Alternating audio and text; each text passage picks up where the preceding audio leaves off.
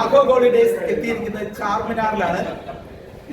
ഹൈദരാബാദിന്റെ ചരിത്ര പ്രസിദ്ധമായ ചാർമിനാറാണ് ഇന്ന് ഞങ്ങൾ സന്ദർശിക്കുന്നത്. ഹൈദരാബാദിൽ നിന്ന് പ്ലേഗ് നിർമ്മാർജ്ജനം ചെയ്തതിൻ്റെ ഓർമ്മയ്ക്കായി 1591 നിർമ്മിച്ചതാണ് ചാർമിനാർ. പേര് സൂചിപ്പിക്കുന്നത് പോലെ 4 മിനാരങ്ങളാണ് ഇതിനുള്ളത്.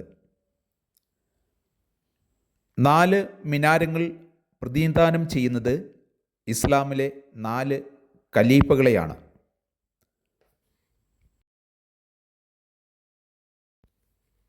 കുതുബ് ഷാഹി രാജവംശത്തിലെ സുൽത്താൻ മുഹമ്മദ് ഷാഹി കുതുബ് ഷാ ആണ് ഈ സ്മാരകം നിർമ്മിച്ചത്. സുൽത്താൻ തൻ്റെ തലസ്ഥാന നഗരി ഗോൽക്കൊണ്ടയിൽ നിന്ന് ഹൈദരാബാദിലേക്ക് മാറ്റിയ ശേഷമാണ് ചാർമിനാർ നിർമ്മാണം ആരംഭിച്ചത്.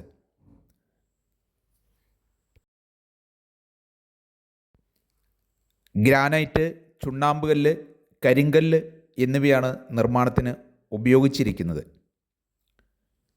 ചാർമിനാറിൻ്റെ ഓരോ വശത്തിനും 20 മീറ്റർ നീളമാണ് ഉള്ളത്. മിനാരങ്ങൾക്ക് 48.7 മീറ്റർ ഉയരമുണ്ട്.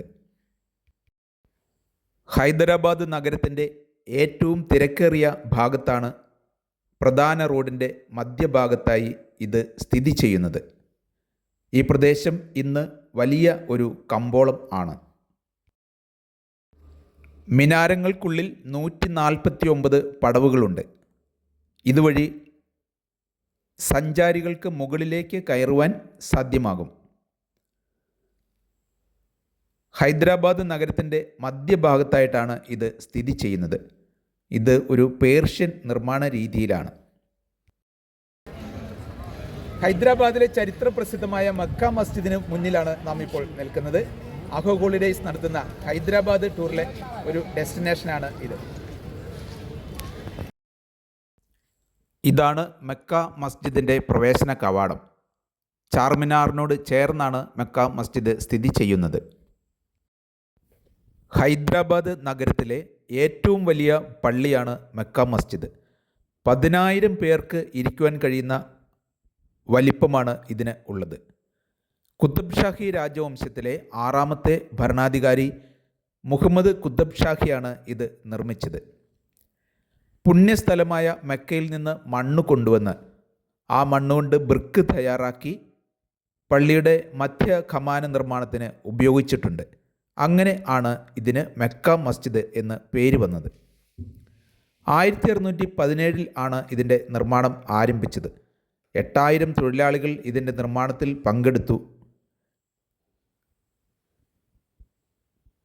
77 വർഷം കഠിനാധ്വാനത്തിലൂടെയാണ് ഈ പള്ളിയുടെ നിർമ്മാണം പൂർത്തിയായത്.